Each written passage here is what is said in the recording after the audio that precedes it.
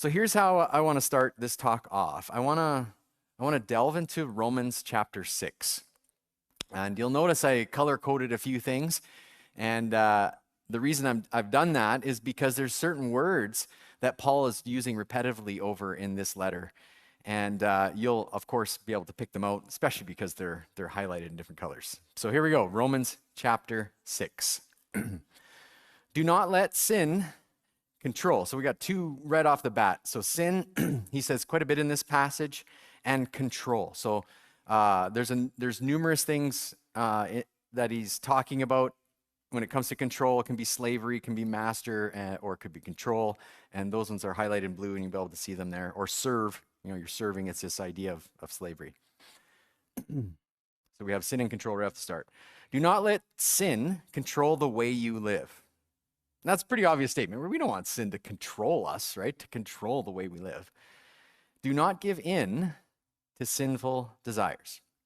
Do not let any part of your body become an instrument of evil. And I think we're all on the same page. Yeah, we're like, I don't want to be an instrument of evil. That sounds terrible.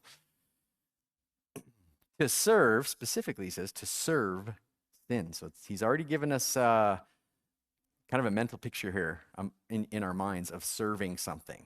So he's going to talk about slavery soon.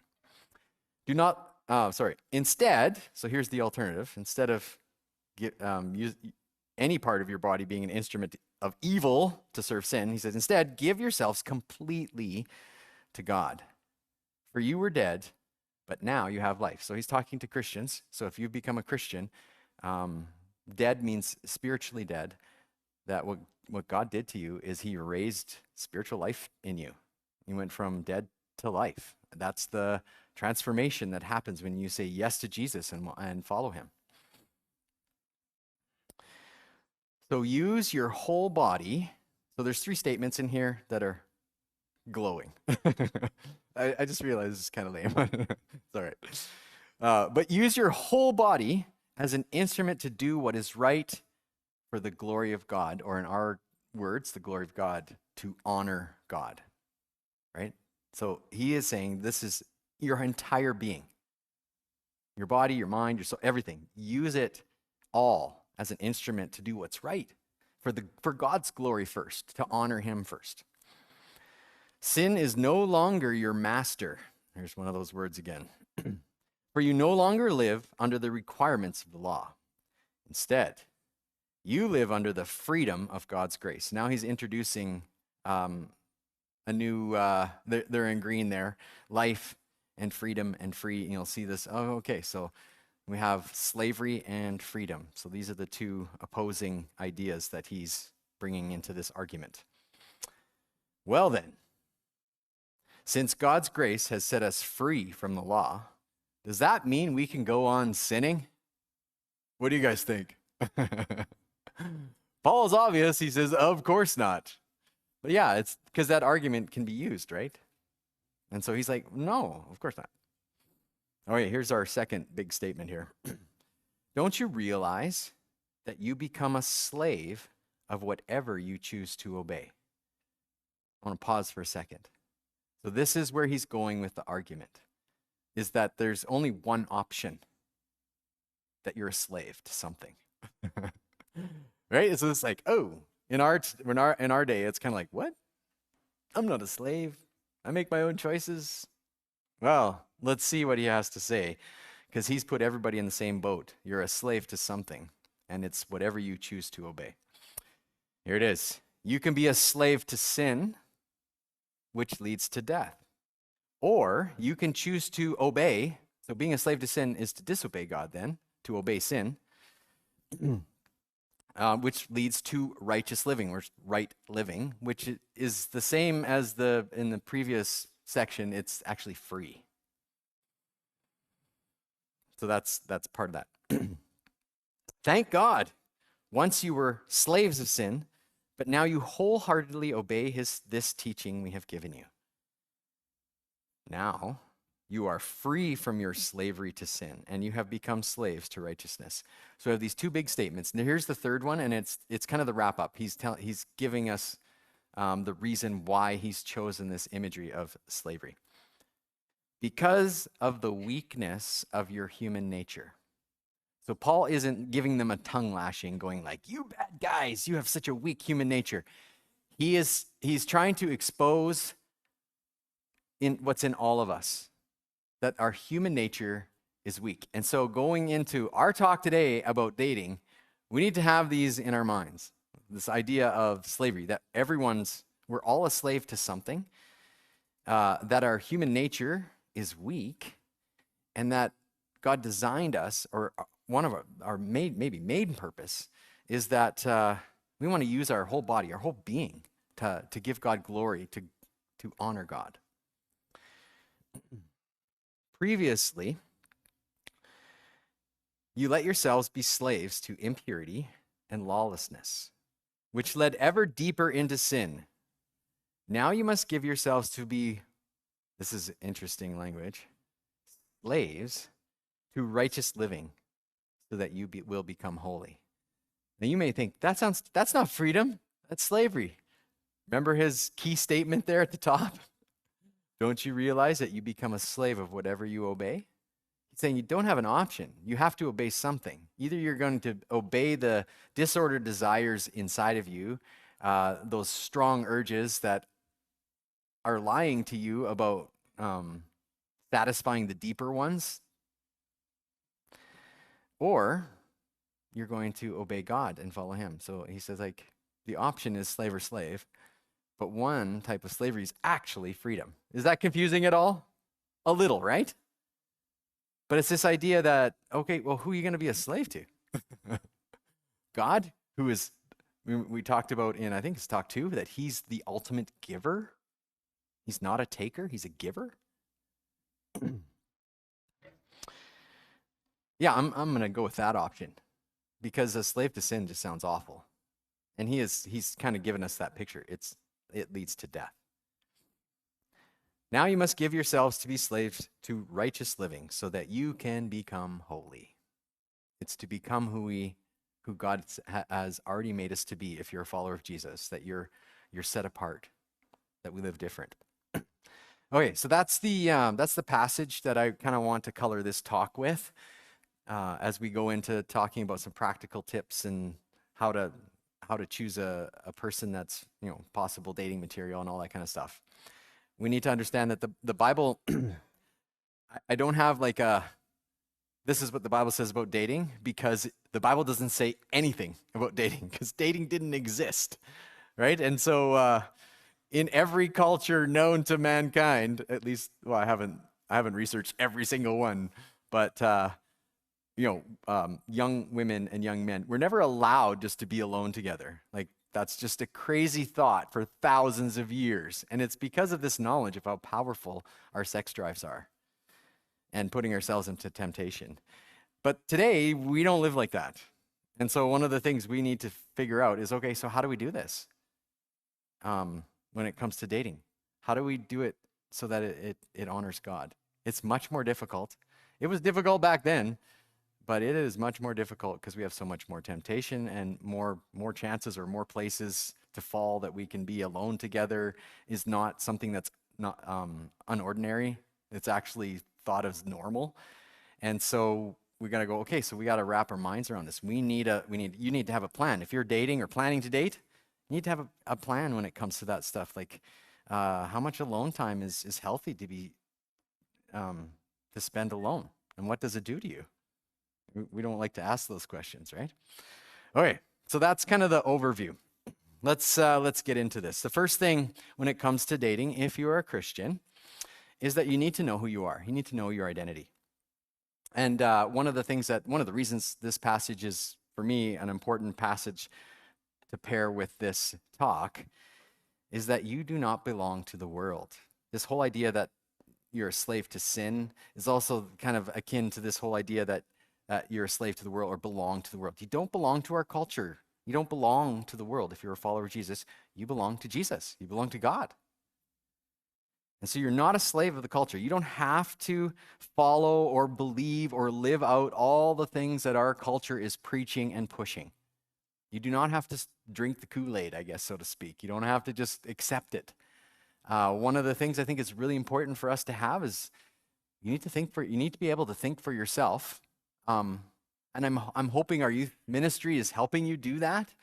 We want to provide this space to not to tell you what to think, but to teach you how to think. And I think that's super important when it comes to this stuff. Now, we're still going to tell you stuff, right? What we believe is true, of course, from Scripture. But at the same time, our ultimate goal is to help you to become more of a critical thinker, to think for yourself. So so that, yeah, because you're going out in your own, for some of you, you're graduating soon. I mean, you're going out into the world. You need to be able to think for yourself. So here we go. One of the issues that you're going to face if you embrace God's design and go like, yep, this is what I'm going to do, is you most likely will face ridicule. And one of the other ones that I faced was disbelief. I mean, I had friends that I was working in an oil refinery, and this one guy asked me that, and he would not believe me. He's like, "That's impossible." Like, what? When I was dating my wife at the time, she wasn't my wife at the time, but we were just dating. And he was insistent. He's just like, you have to be sleeping together. It's impossible. You've been dating for this long? No, you're lying. You're just trying to, portray the. I was like, no. He wouldn't believe me. He said he actually was convinced that is impossible. It actually led to other conversations about who God is. But yeah, anyway, that was one of the things that I faced. I went to university, was doing a Bachelor of Science at Mount Royal. And again, it was the same thing. Actually, this was before. Disbelief and a little bit of ridicule. And, but after people get to know you, usually that they kind of pare it down. But some people don't. So you're going to have to face that. They don't understand your convictions, your beliefs. They really don't get it. Like the one guy's like, that's impossible. That you could possibly trust God's design when it's so different from what the culture is pushing and what we've grown up in. All right, so honoring God with your body and life is going to be difficult. I don't want to sugarcoat this and go like, this is the easy way, it's all good, it'll be the best. It is hard, it's difficult. Honoring God is never an easy thing to do, especially when it comes to when you start standing out, and it's for the right reasons, but you get ridiculed for it. That's hard to take, at least it was for me. So you'll have this constant pressure to fit in, and it might be someone who's trying to date you, right? You're not even dating, and they're kind of this constant pressure. That sounds crazy, or whatever they come up with. It could just be friends. It could even be your family going like, that's not how the world works. That's old. That's archaic. That's like the old days, right? As if that's a good reason not to do something or to abandon God's design. Yeah, I mean, that's been the excuse for thousands of years. It hasn't done anybody any good.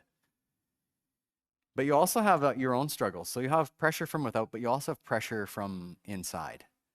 Because remember, we talked about those strong desires and appetites that we have that we want to satisfy. Well, that's part of the struggle too. It's difficult. And we know that, as you get older, especially into your older teen years, I mean, though your sex drive, everything is just ramped up.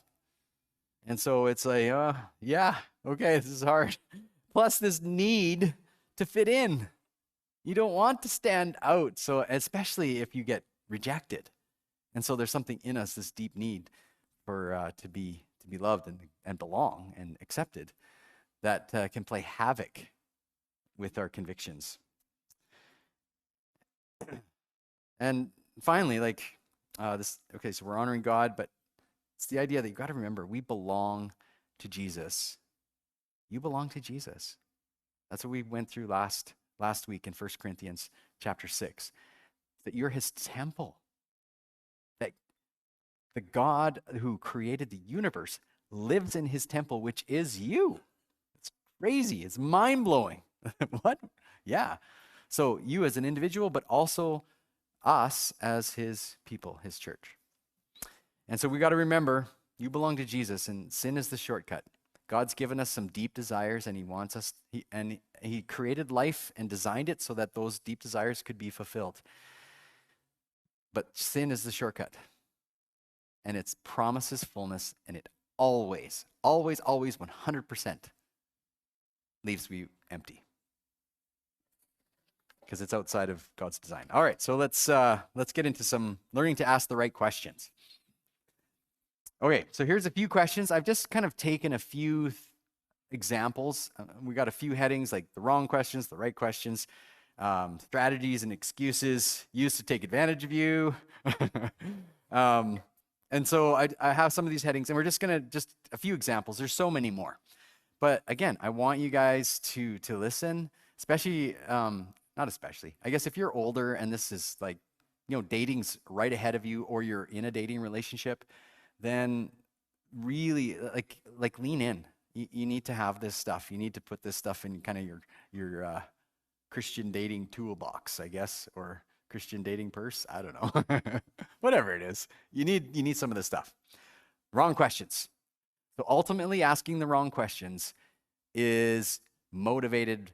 The inner motivation is how to honor yourself, how to appease your appetites, right? Not just food, other stuff too. So this question, how far is too far? Now, I started with this one. It's one of the questions. It's not necessarily the wrong question. It is the wrong question when it's asked in the wrong order. You see, our natural tendency is to bend towards how much can I get away with? That's in our hearts. That's part of the motivation that you need to check. How much can I do and still be okay? And so if you're a Christian, it's kind of feeling like, how much can I get away with and still stay a Christian and, still God not kind of boot me out? Right? We kind of play that game. Even if we don't say it in those words, that's what's in the back of our minds. Just so you know, that's all of us have that. It is part of the human condition that we all face, is that we look at what isn't instead of what is. And so the wrong question, if this is the first question, it is the wrong question. If you're just trying to figure stuff out and you haven't asked this right question first, does this honor God? That's the first question. That will answer how far is too far. What honors God in your relationship? Right? And so you need to actually ask this question, but it has to be in the right order, because at some point and we're going to talk about it in a bit, you need to make boundaries on your dating relationship. It's important to talk and go like, okay, what boundaries are we going to have? You can't do that if you haven't answered like how far is too far, like, right? That has to be, if you pass the boundary, it's too far. But you have to ask that first question first. Okay, secondly, and this one's a hard one because I've heard this lots. I've heard it in marriage, I've heard it in dating. How can I make him or her happy? How can I make this person happy? You're like, well, is that a bad question? That is the wrong question, again, when it's asked out of order. Because the first question is, how can I honor God? Does this honor God? The second question, before you ask this question, is, does this honor the other person? Right? Love God, love others. This is the principle we need to have when it comes to dating or any kind of relationship. Does it honor this person? Or am I just honoring myself or looking to appease my desires? Right? So the problem when this becomes one of your primary questions is you will compromise the things that you thought you would never compromise, because you just desperately want to make this person happy, because there's something broken inside of you. And it's actually our final statement that I'm going to get to that we need to have. And it's the idea that you need to have a relationship with Jesus, that you're trying to fill a void if you're trying to have human relationships fill that need that we have for a relationship with God. Okay, so by itself, this is a very problematic question. Our first goal is not to make the other person happy, but rather to make God happy, right? To honor God. Or it's kind of weird language, but what it means is the first priority is honor God, and second priority is to honor them. If you get those mixed up, you're headed for disaster. All right, number 3 here. Wrong questions. How can I make my boy or girlfriend love me? Now, this is not often a question you ask out loud, but it's a question that I've heard a lot, admitted that this was driving this person, these people. How can I make my boyfriend or girlfriend love me? Or, and it's usually tied to this, to keep them from leaving me. So this is a trap, you guys. This question is definitely the wrong question. If you're asking this question, you've gone down the wrong path. Because now you're desperate. Of course, compromise is ahead. And ultimately, especially if the other person has been pushing you towards this, it becomes manipulation and it's meant to control you, right? So if someone is like, if you loved me, you would fill in the blank. If anyone ever says that to you, run. That is manipulation 101. That person is not looking out for you. That person is not looking to honor God or to honor you. They're looking to honor themselves. That's it. Right? They're trying to manipulate you with one of the most beautiful things that God has ever given. Love. Love. It's awful. Okay. So what this question exposes is insecurity. There's a misplaced love within you, that Jesus isn't your first love. This desperation. Because you're trying to fill that void with something other than Jesus. So what's the remedy to whatever's going on inside you that makes you ask this question? It's first of all, if you're a Christian, your first relationship is with Jesus. To pursue relationship with him, to grow deep in your love and your life with him.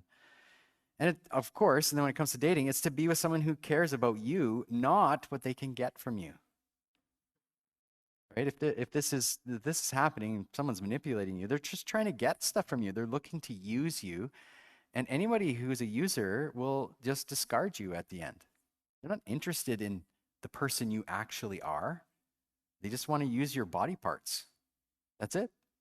And then they'll discard you. And that feels awful. You guys, and some of you may have experienced that. It is awful. I've sat with a few teens as they just went through it, and they just felt like garbage. Struggled with their self-worth for years after that.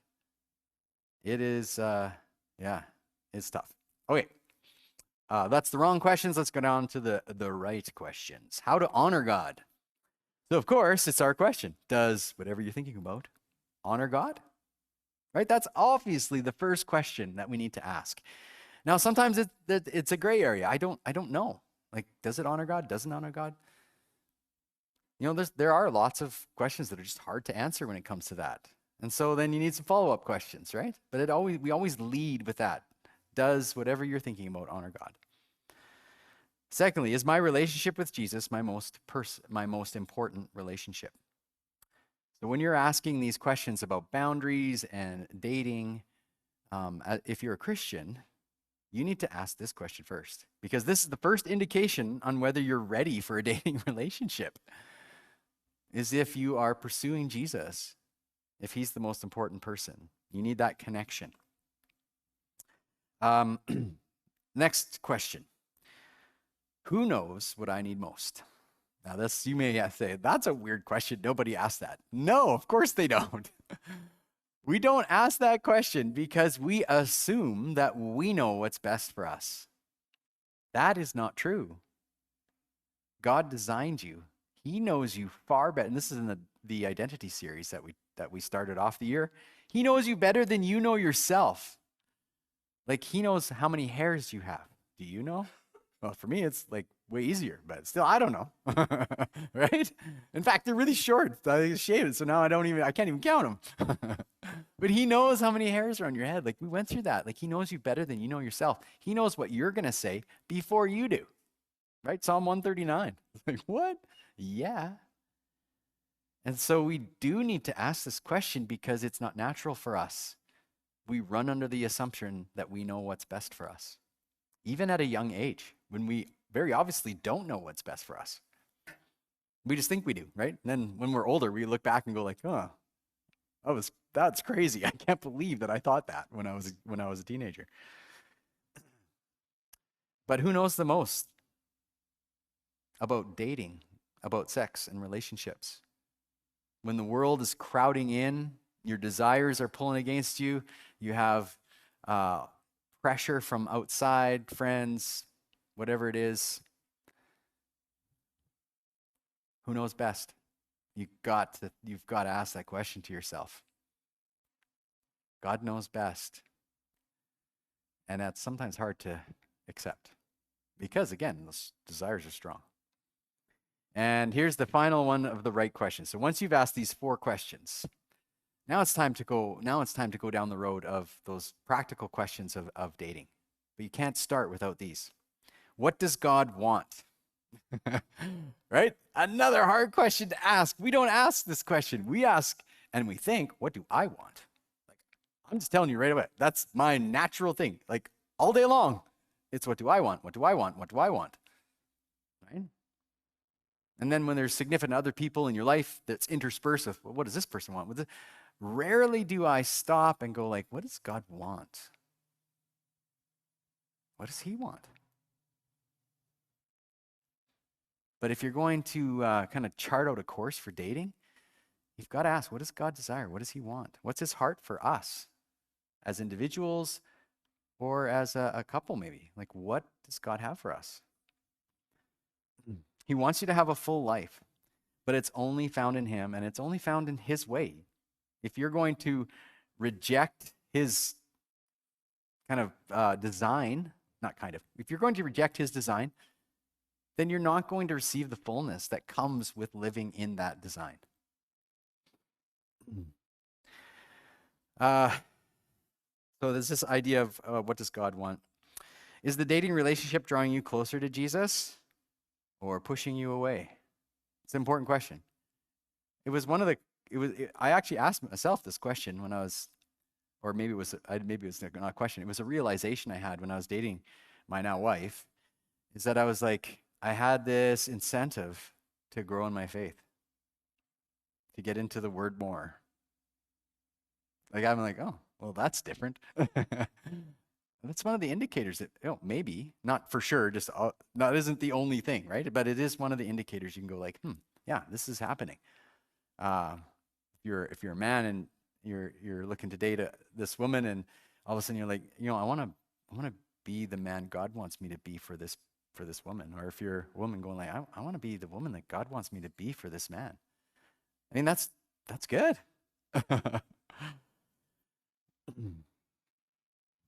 And finally, this understanding that God's design is meant to help you and flourish. It's this idea that God isn't just making rules up, that he's designed it for human flourishing in general, for humanity, as well as for the individual and for couples and for families. Like it's meant for human flourishing. All right, so those are just a few examples of the wrong questions and the right questions. And some of them just simply need to be asked in the right order. All right, so the last part of this talk, we want to go to this idea of wisdom. One of the things that the Bible keys in on huge is that the desire for wisdom is super important. You want to live wisely, because what's the opposite, you guys? What's the opposite of living wisely? Foolish. So who wants to be a fool? Who wants to live foolishly? That sounds like, oh yeah, that's kind of a waste. Right? So that wisdom, we desire wisdom. And so as a Christian, wisdom is super important. And the Bible says if you lack wisdom, you need to ask God for it. So that's something you can ask God for as much as you want. All right, so let's, the idea, we want to be wise because the world around us, because they've bought into so many delusions, it's not that they're a bunch of fools. They're on this path. It's a foolish path. And they're promoting it as this is the only way. That's why you get ridiculed. That's why people call, God's design old and stupid and outdated or whatever excuse they have. Okay, so here's some strategies and excuses. This is things to watch out for in a dating relationship or someone you're thinking maybe you should date. I put 5 different categories. Now, before we start this, I need to say this one thing. All of us fall into these 5 categories.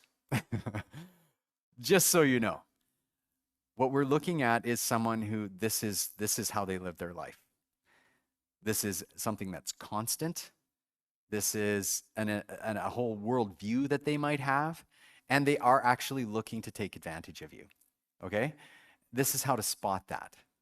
We're all reason I need to say that is because you can, hear something like this and go like, oh, that person's a taker or that person's a whatever. And then you're like, oh, I can't date them. But it's because they're also a sinner. Right? So they're going to sin. They're going to fall into all these categories. It's the person that's running under these things that you need to watch out for. Okay, so here we go. And if you are falling into one of these categories too much, it's not like all is lost. You can repent. You can change. You can go like, okay, God, I am sorry.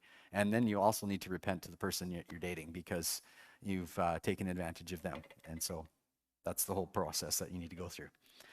Okay, we're going to start off with number one is the taker. So we already talked about this a little bit, but one of the most common lines used is, if you loved me, you would do whatever. Right? We've already talked about how manipulative that is. It's selfish and manipulation and selfish statements use guilt. So the way this manipulates you is it provokes guilt. So this person has a desire. I'm not even going to call it a need. It's just a desire that they want fulfilled. And instead of taking responsibility for it, they put it wholly on you. And so in a dating relationship, often we'll just go with, there's a sexual desire. This person really wants sex. And you've been dating this person for a long time, and man, they pull out this. It's like, what? It's meant to manipulate you. Or it could be even for little simple things. But if someone is using these type of statements constantly to manipulate you, this person's a taker. This person is not a good person to be dating. And so it's a definite no for the taker. So predators also use this method, right? They use emotional abuse to gain pleasure and power over you. And then they discard you. Like that's what a predator does. It devours whatever its prey is and then done. The carcass is left over, right? It's an awful picture, but that's what a predator is. When we talk about sexual predators, isn't necessarily the child molesters or people we're thinking in jail. There's lots and lots of people that are looking just to take advantage of you. You're the prey, especially for girls. Like often you're the conquest, and I know it goes both ways. But that's been a game that a lot of guys play, and it's brutal. It's about conquest, and you're the prey. I know, and there's lots of girls that do that too. But healthy relationships are about serving each other, not taking. Now, there is an element of give and take. Every relationship, healthy, is both give and take. But again, the primary is to serve, to give yourself to the other person. You will also receive, and you will also take, right? But it's not the primary. If primary is take, and you don't give anything, then that's a problem. Healthy relationships look to honor God and the other person. We talked about that so much, but it's constant, right? We need to be thinking that. And so if you're in this, what do? There's so many statements here. Because this talk is quite long, I just had to pull them out. Like it's just that there's so many these statements that are used to manipulate you, to do what the other person wants you to do. And they're not about you. They're not loving at all. You need to get out. If this is a pattern of this person's life, not that they've fallen into it a few times or mistake or whatever, or even on purpose did it. Like we just do this. We're sinful people. But if this is the pattern, you need to recognize it and you need to get out of that relationship immediately. This person does not have your best interest in mind, does not care about honoring God or you. He's just interested in whatever you can give him or her. That's it. That's what they're interested in. And then, again, you'll be discarded after. It's a warning sign that you can't ignore. All right, so that's the taker. Watch out for the taker. Next is the conformer. This is another excuse. Lots of excuses. And this is one of the big ones is like, well, other couples do it. Or it's natural, like this is how we're built. Like look around, like look at our culture. Or back to some of the ones that we've already talked about, like, oh, that's old and archaic and like that's outdated or whatever the excuse is. That's the person that's just conforming to the culture around them. And so this is just an excuse. It's not anything else. It's an excuse disguised as an argument. So they're arguing with you, but it's purely excuse. It's a nonsensical argument. So what that other couples do it? Who cares? How does that have any relevance to you honoring God and honoring each other? You see why those questions are important? It's not linked at all, right? It's not even an argument, it's an excuse, but it's presented as an argument. And so how do you argue against that? Like it's kind of hard, right? It's like, what? But or couples do a lot of things that are, and you've probably heard this, and I like using this one because it's such a funny parent one. But has your parents ever told you, like, when you are like, well, everyone else is doing it, and have they said like, well, if everyone else was running off a cliff, would you run off? Any of your parents said that? Oh yeah, just the old people? Come on, teens, anybody? Yeah, there we go. We have a few. Yeah, there we go. It's just not it's just an excuse. It's not an argument, right? It's not like I'm going to argue my case. Everyone's doing it. So, how is that an argument? Has no, yeah, anyway, we need to keep going. That's a fairly obvious one. So God's very serious about sexual immorality. And the reason is because he's very serious about you and what sin does to us. And what sin does to you, destroys us. And so God loves us deeply. And so that's why he's concerned about sexual immorality. He knows what it does to us. And remember who you belong to. How he desires the best for you, right? Remembering that he desires the best for you. Remember, he's the giver. And don't conform or compromise to the patterns of the world around you, right? It's all around us. We like an opening statement after our scripture. You don't belong to the culture. You don't have to act that way. You don't have to believe what our culture believes. You can think for yourself.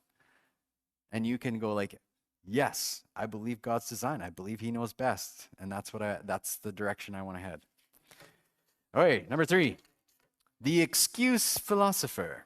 Now this person has seemingly wise arguments, but they're not real arguments. They actually don't apply at all. And so here's the one that I've heard the most. It's like, you wouldn't buy a car before test driving it, would you? Like, I've heard that so much. I've actually had someone tell me that. I was like, what? Seriously? Like, that's all you think of this person? That it's something that you can test drive? Like it's a thing? That's all the value you have for someone? You want to test drive them first? I just cringe. Because I know lots of people they're not thinking through what the implications, like people in cars, are you serious? Like there's a value issue here. People are not cars. Cars are just, they're awesome, but they're pieces of metal and with amazing engines and all. And if you're a car person, I'm not smashing cars. I'm like, I guess that means something else. Bashing cars, there you go. But people are not cars, and they're not even close. A person's value like you can't even compare at all. A person has so much value. You do not test drive people. Are you kidding me? That's awful. And people don't think through that. They just think that's a good argument because of some kind of principle that they have that, yeah, you should try something out before you. It's not something, it's a person. Right? There's a value problem there. They don't value the person enough. And then in the end, what happens to a car once you're done with it? trade in for a new one. Probably not the best example. So you see, it's the excuse. It's just an excuse. It's not real philosophical question. It's just an excuse. That's why we call it the excuse philosopher. You're not an object, right? You have so much more value.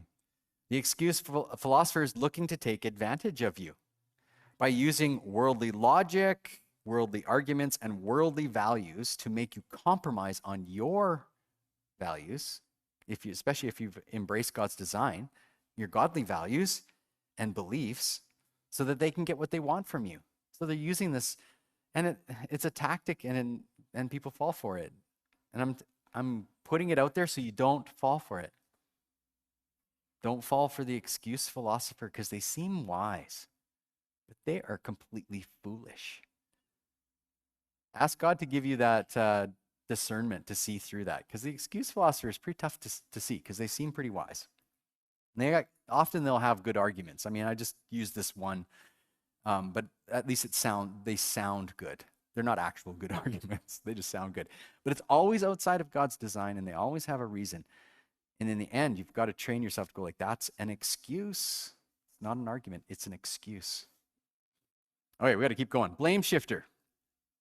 The blame shifter is, it's not my fault, right? And so it could be okay, so the idea of a blame shifter is that it's always someone else's fault. So let's go with the strong desires, lustful desires that are in us. This person will continually go like, oh, I can't help myself. So it's, again, we're down to excuses, right? It's all about excuses. I can't help myself. And so when they're confronted with, you know what, you went too far, we made these boundaries, oh, I can't help myself. Or they'll put the blame on you and go like, well, you shouldn't dress like that, right? You're all like ripply muscled, like, you shouldn't dress like that. You know what it does to me, right? And so they put it on you, or vice versa, right? You guys thought I was going with girls there, didn't you? Right? And so, or like, yeah, okay, so the guy is going like, yeah, you should have dressed, you should have covered more, or whatever it is. I don't know. They'll put it on you. That's the blame shifter. Now, again, just a reminder, we all fall into these categories. The human condition is to blame someone else. So I'm not saying that as soon as someone blames you, or even if it's a like regular thing, this is what happens in human relationships. The idea is this is the path this person is taking, where it's always shifted away from them. It's never their fault. Can't be their fault. It's whatever else. So that's the blame shifter. It's not a one-time deal. It's not like it is a pattern, and it's constant. And they'll never repent. And they'll never say they're sorry. And if they do, it's I'm sorry, but then the blame goes somewhere else. They'll never say I was wrong. Right? That person doesn't say they're wrong. Okay. Let's go on to the next one. The final one is the pusher. And it's this idea that it's only a little bit past the boundaries. But if you think about it logically, I mean, it's a constant push. And so the boundaries just keep moving. Right? Once you've crossed a boundary, it is almost impossible. It's not impossible.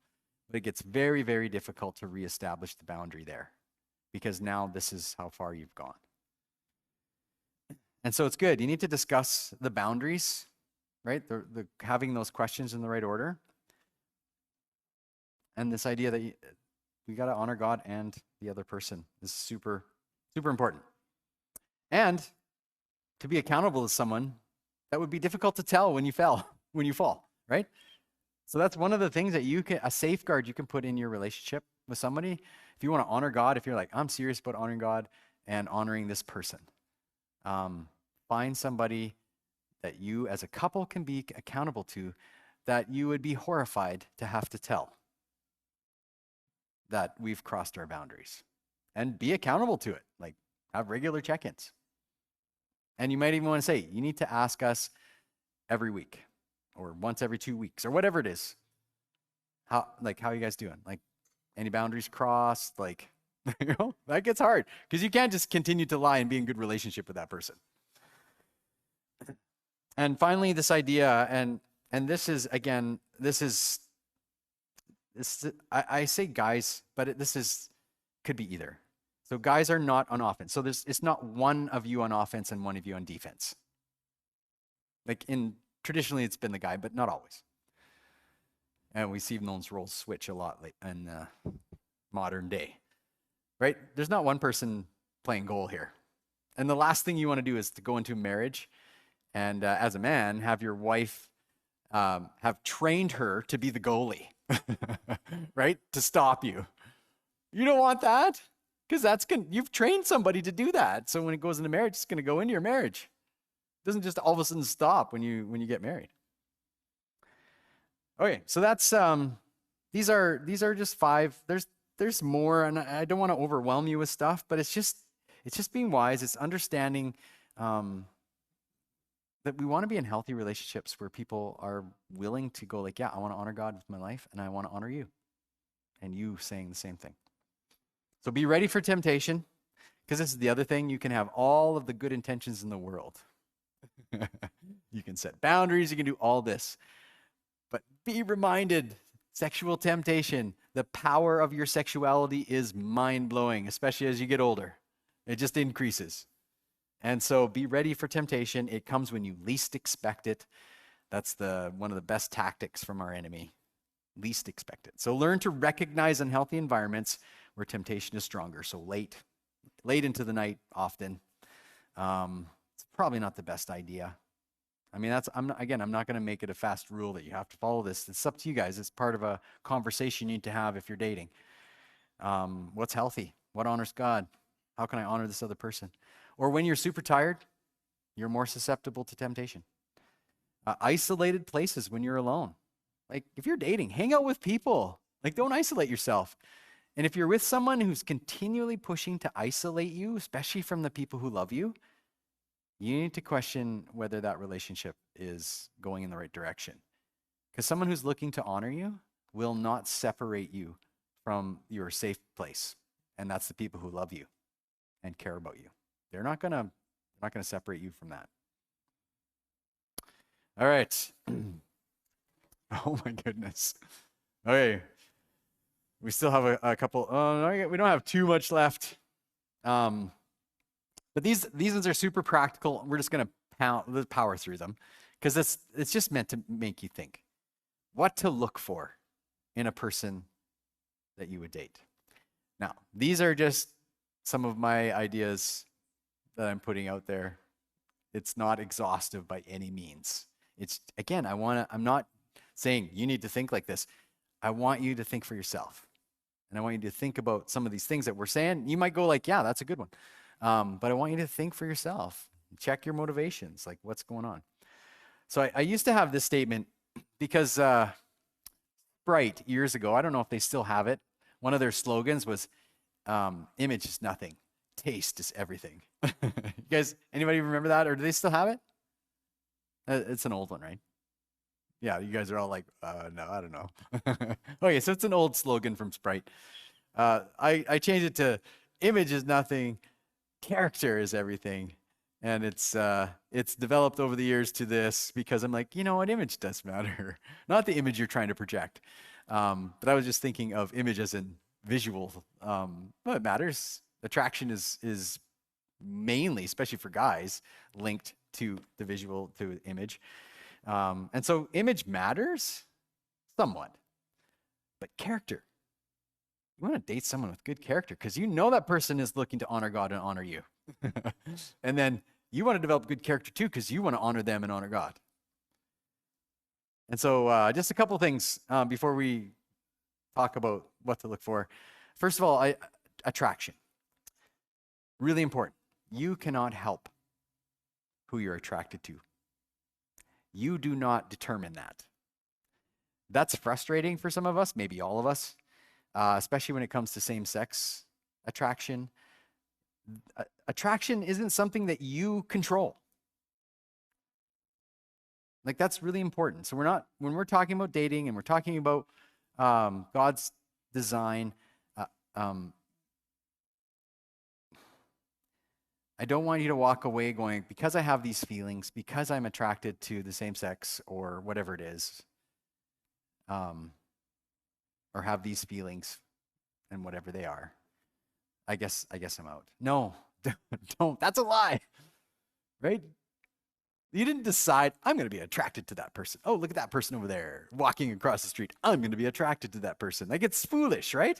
So why would we think about that? Like, so if you're struggling with those, just listen in. Like, it's okay. Like, let's talk about it.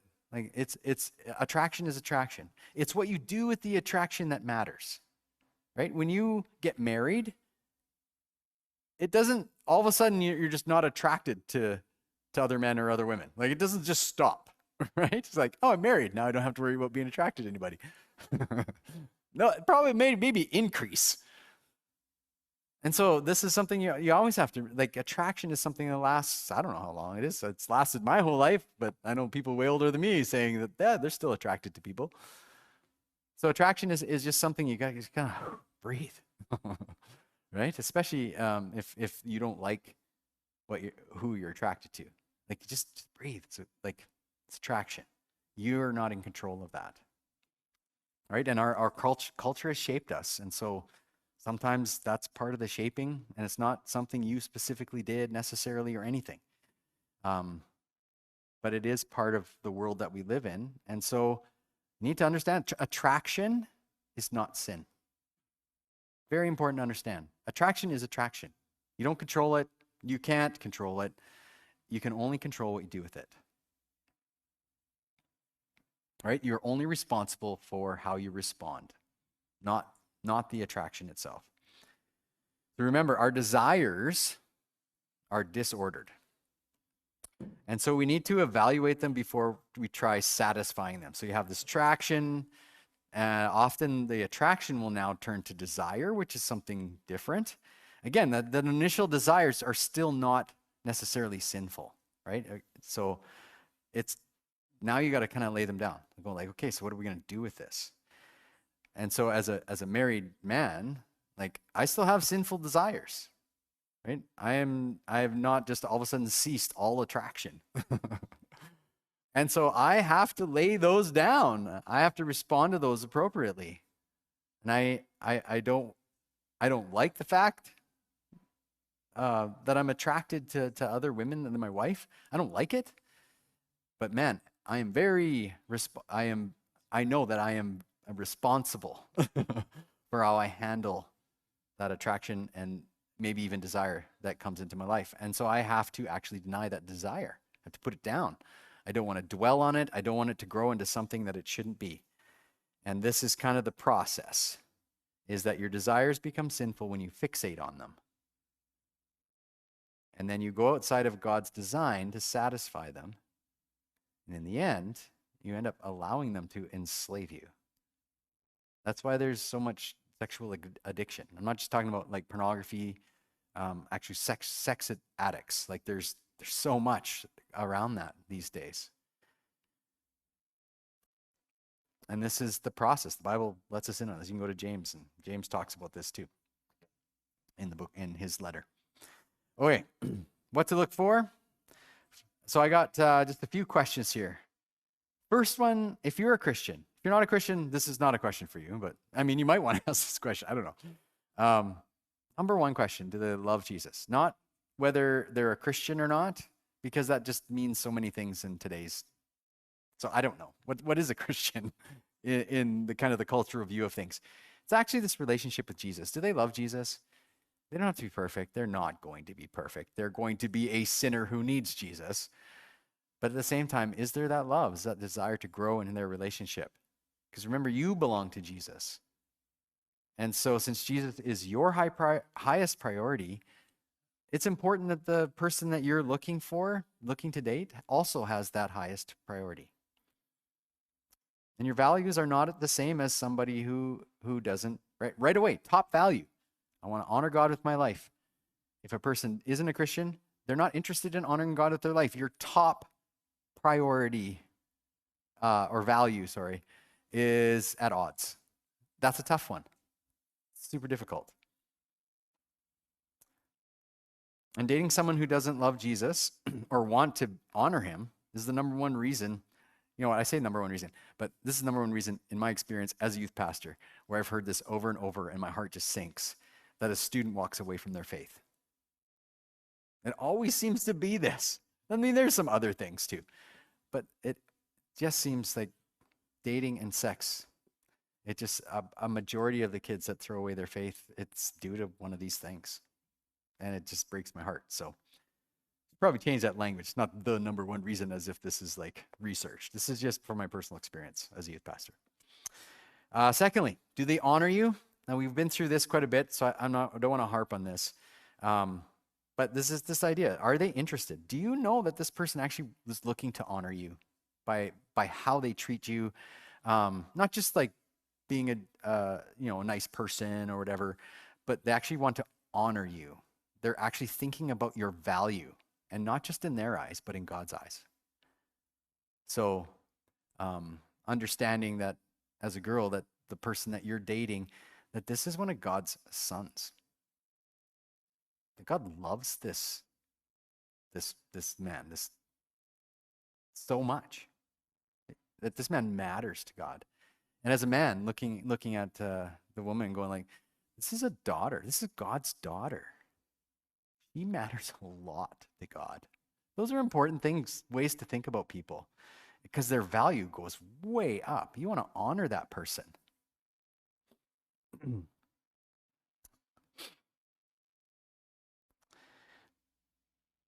So here's a couple of things. I got to go through this a little quicker. Are they considerate? Are they gentle with you? Do you feel safe around them? Does he or she make you feel valuable? And if not, it doesn't mean you should just end the relationship. You should probably say something first. Like, this is how I'm feeling. And if they respond poorly, and again, maybe they're a blame shifter and throw it all on you and then never come back to repent, but just keep blaming you, and then, yeah, it's time to get out of that relationship. Right? Because there are other factors at play that make us feel not valuable. So it might not even be the other person. They actually might be doing good things to make you feel valuable, but you're not receiving them. So that's why this is a hard one. It's like it can go either way. So you can't just, again, if you're a blame shifter, you're looking at the other person and blaming them for not honoring you. Wait, keep going. Are you attracted to the whole person? This is the idea. It's not just the way they look. It's the idea that we kind of introduced right at the start, that there's this character. There's more to a person than the way they look. Like physical, mental, emotional, spiritual. Like physical attraction is part of it. Like we're not going to deny that. But are you attracted to the whole person? Is it the person inside that you can't see that you're kind of attracted to, that you want to get to know? That's a good thing. Right? So if they were to, for instance, if they were to do an autopsy on you, when I'm talking about the person inside, it's the person that you can't find, right? There's a body here, and there's a brain, there's all these body parts, but the person that you are is somehow inside that body. It's kind of the house, I guess you could call it. And just so you know, like attraction is not a reason. Just because you're attracted to someone or have fuzzy feelings about somebody is not a good reason to date. In fact, it's a terrible reason to date, right? You get all giddy about somebody, and I don't know if I think I told this story. I think it was about grade 9, maybe a little bit older. I was in high school, I guess, maybe grade 10. And I was smitten big time by a girl at camp. And my counselor thought I was sick. And one of the girl counselors said, "Oh yeah, he's sick. He's lovesick." And I'm like, how could they see through me like that, right? And I was just like, but yeah, there's just, because, especially when you're a teenager, like all of these things, all these processes are getting going. And so sometimes they're just overwhelming. But that's not a good reason to date, just because you're attracted to one part of a person, right? So you want to get to know them. Character really matters. Okay, next one. Are they trustworthy? Meaning, are they the type of person that will be faithful? And so some questions to ask, like, do they regularly watch porn? Maybe even celebrate it and go like, yeah, it's awesome. Or No, they don't see a problem with it. Like that's a real warning sign of someone that's not faithful. Like they're, well, yeah, I won't cheat on you or date other people, but I want to watch porn, so I want to let my mind cheat on you. Like somehow that's better. That one's tough, right? And not to okay. So there's if you struggle with porn, if that's an issue in your life, I'm not saying just because you've watched porn or struggle with it now, you can't be dated. Right? That's not where we're going here. But if it is a struggle, accountability is awesome. Walking with somebody going like, hey, I struggle in this area. Let's keep each other accountable kind of thing would be awesome for you. Because again, you want to honor God with your life. And guys, just so you know, like not boys, I mean everyone. Like porn is a huge problem in our culture. And it is an incredibly powerful force. It does things to your brain. It does, like, studies are crazy about what porn does to us. But we're at the end of our time, so past the end of our time. So we can't go into that, but just like, yeah, that's a big one. If they don't see a problem with it, they're like, yeah. Anyway. How about do they stare? And I'm talking about longing stares, like long, okay, that's way too long. At every girl or guy that walks by, like it's just constant, and they're just like they're lost in who's ever walking by, and you're just gone. It's not that you don't notice beauty. That's part of how God designed us. We notice beauty. We notice things that are attractive to us, right? Whether it's a painting or a car or a beautiful man, right? Or a beautiful woman. Like that's the way we're designed, and so it's fine. You notice them. That's great. But those longing stares and that person's kind of absent for a little while. It's like, if this is constant, we need to have a chat. How about constantly flirting? Like just constant. Again, this is one of those ones where you can just simply be jealous about stuff, even though they're maybe not flirting, they're just being nice. Again, it's just thinking through these things. Like it's constantly flirting. Do they love attention? Right? Is it if it's a guy and he's always wanting, like he always wants to show his muscles off? He's always got the little tank top and just always any chance he gets, shirt come off, like just likes to be on display, right? Okay, you guys, somebody knows somebody like that. Okay, but I'm not saying it's just like somebody who's just having fun or whatever. Again, it's this kind of worldview, or just it's a way of life, constantly seeking that attention. Or the girl who dresses so that everyone notices, right? Because it's attention, and it's not just your attention they're after. When they're dressing like that in public, it's because they want everyone's attention. Look at me. And it's fulfilling something, an insecurity inside them, right? They think it makes them feel better. In the end, it actually is. It's a lie. It actually doesn't make them feel better. That's why it's a cycle, and they just keep doing it. Okay. Are they looking to gain something from you from dating, like status? Like that's a big one. Again, that's somebody who's just looking to use you. They're not being faithful or trustworthy.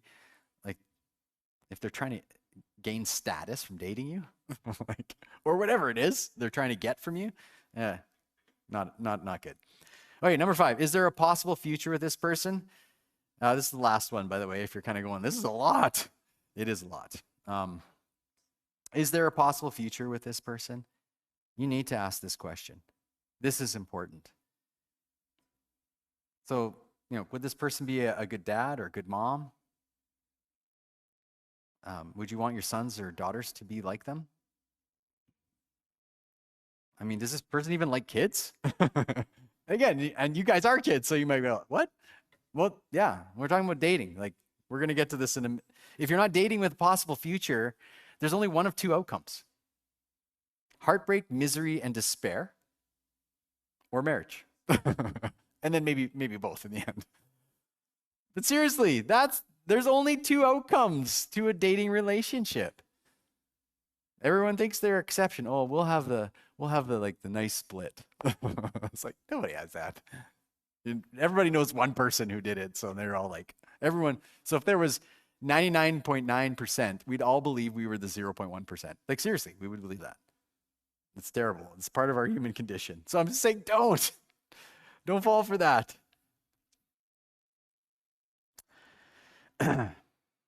Is there a possible future with this person? It's this person, again, this goes back to one of those, the taker. Are they looking to rent you out, or the excuse philosopher? Use you for a time and then move on? Like that sounds awful, rent you out, but that's what's happening. They don't have any intention of future with you. Is that all the dating relationship is? Maybe we don't like asking these questions when we really feel something for someone, do we? Like seriously. All right. When is it, this is the last, by the way, this is the last one. When is it okay to start dating? I told you this was the longest talk. So you guys are like doing awesome, by the way. I'm hoping lots of this is applicable to you. When is it okay to start? So here, we're just going to blast through these ones because I'm just going to put some reasons out there. And you can feel free to disagree with me. You go ahead. But make sure you have some good arguments in your small group. When's it okay to start dating? When you don't need to date.